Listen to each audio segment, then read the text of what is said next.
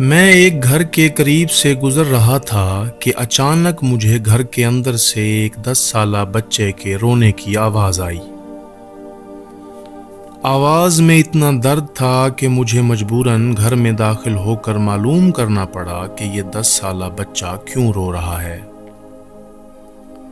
اندر داخل ہو کر میں نے دیکھا کہ ماں اپنے بیٹے کو آہستہ سے مارتی اور بچے کے ساتھ خود بھی رونے لگتی۔ میں نے آگے ہو کر پوچھا، بہن کیوں بچے کو مار رہی ہو جبکہ خود بھی روتی ہو؟ اس نے جواب دیا کہ بھائی آپ کو تو معلوم ہے کہ اس کے والد اللہ کو پیارے ہو گئے ہیں اور ہم بہت غریب بھی ہیں۔ میں لوگوں کے گھروں میں مزدوری کرتی ہوں اور اس کی پڑھائی کا مشکل سے خرچ اٹھاتی ہوں۔ یہ کم وقت سکول روزانہ دیر سے جاتا ہے اور روزانہ گھر دیر سے آتا ہے۔ جاتے ہوئے راستے میں کہیں کھیل کود میں لگ جاتا ہے اور پڑھائی کی طرف ذرا بھی توجہ نہیں دیتا، جس کی وجہ سے روزانہ اپنی سکول کی وردی گندی کر لیتا ہے۔ میں نے بچے اور اس کی ماں کو تھوڑا سمجھایا اور چل دیا۔ ایک دن صبح سبزی منڈی کچھ سبزی وغیرہ لینے گیا تو اچانک میری نظر اسی 10 سالہ بچے پر پڑی جو روزانہ گھر سے مار کھاتا تھا۔ کیا دیکھتا ہوں کہ جو تاجر اپنی دکانوں کے لیے سبزی خرید کر اپنی بوریوں میں ڈالتے تو ان سے کوئی سبزی زمین پر گر جاتی اور وہ بچہ اسے فوراً اٹھا کر اپنی جھولی میں ڈال لیتا۔ میں یہ ماجرا دیکھ کر پریشانی میں مبتلا ہو رہا تھا کہ چکر کیا ہے۔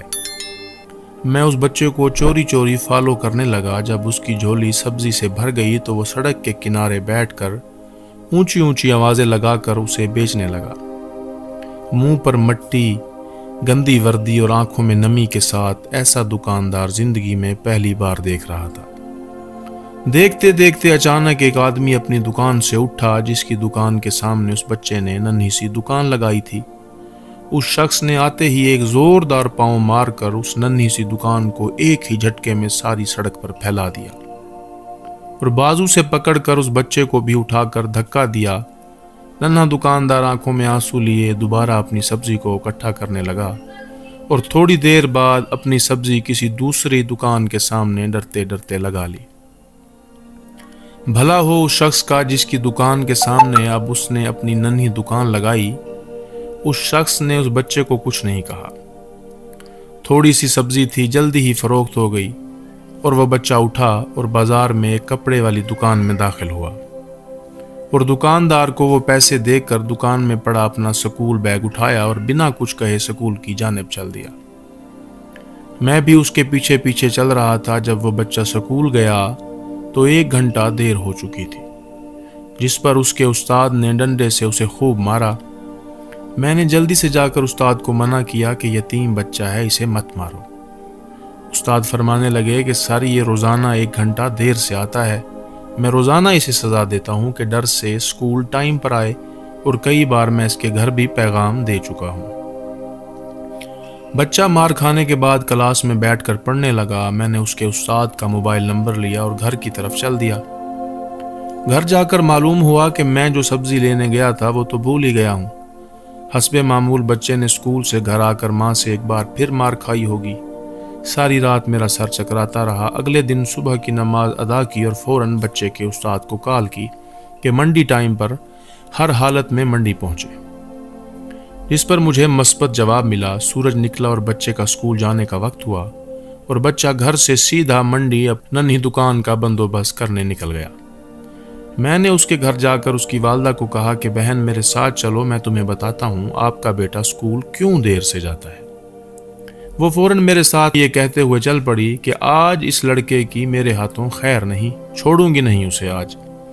منڈی میں لڑکے کا استاد بھی آ چکا تھا۔ ہم تینوں نے منڈی کے 3 مختلف جگہوں پر پوزیشنیں سنبھال لیں اور ننھی دکان والے کو چھپ کر دیکھنے لگے۔ حسب معمول آج بھی اسے کافی لوگوں سے جھڑکیں پڑی اور آخر کار وہ لڑکا اپنی سبزی فروخت کر کے کپڑے والی دکان کی طرف چل دیا۔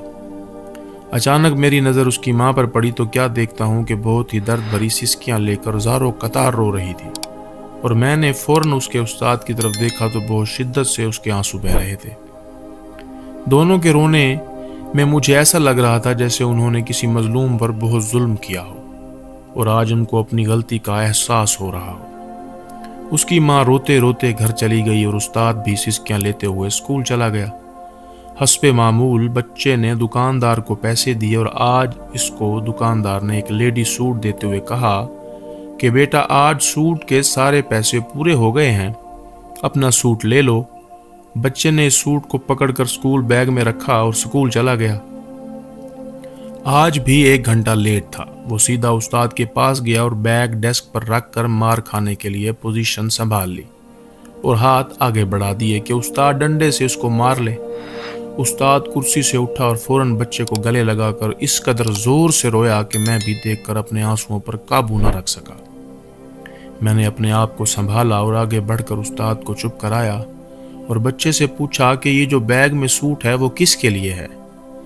بچے نے جواب دیا کہ میری ماں امیر لوگوں کے گھروں میں مزدوری کرنے جاتی ہے اور اس کے کپڑے پھٹے ہوئے ہوتے ہیں۔ اس کے پاس جسم کو مکمل ڈھانپنے والا کوئی سوٹ نہیں ہے، اس لیے میں نے اپنی ماں کے لیے یہ سوٹ خریدا ہے۔ یہ سوٹ اب گھر لے جا کر ماں کو دوں گا۔ میں نے بچے سے سوال پوچھا، جواب نے میرے اور اس کے استاد کے پیروں کے نیچے سے زمین ہی نکال دی۔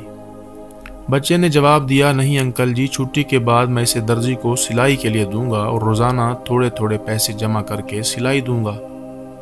جب سلائی کے پیسے پورے ہو جائیں گے تب میں اسے اپنی ماں کو دوں گا۔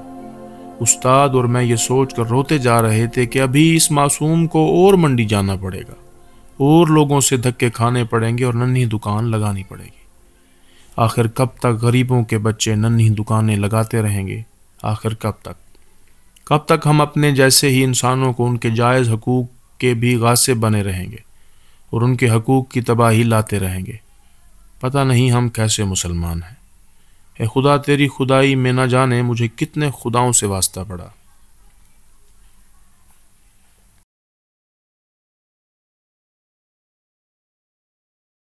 اگر آپ ہمارے چینل پر نئے ہیں اور اس طرح کی مزید کہانیوں کی ویڈیو سننا پسند کرتے ہیں تو ہمارے چینل حکایت زمانہ کو سبسکرائب کریں اور بیل کے آئیکن کو ضرور پریس کریں تاکہ آنے والی تمام کہانیوں کے نوٹیفیکیشنز آپ کو ملتے رہیں۔